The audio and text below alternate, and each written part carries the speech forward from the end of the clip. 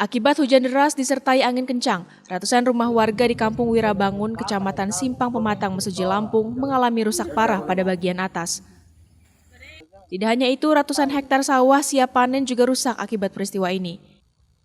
Menurut penuturan warga, peristiwa yang terjadi pada Sabtu kemarin berlangsung selama berjam-jam sehingga membuat warga panik dan berlari menyelamatkan diri ke tempat yang lebih aman. Ada angin kencang disertai hujan.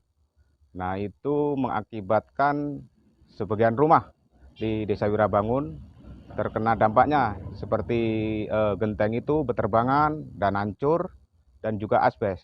Angin datang sertai hujan, kami semua mengungsi di tetangga. Usai kejadian, warga langsung berupaya memperbaiki atap rumah yang rusak parah agar bisa kembali ditempati. Warga juga berharap dari kejadian ini ada upaya pemerintah untuk memberi bantuan. Roma Afria Idam, Kompas TV Lampung.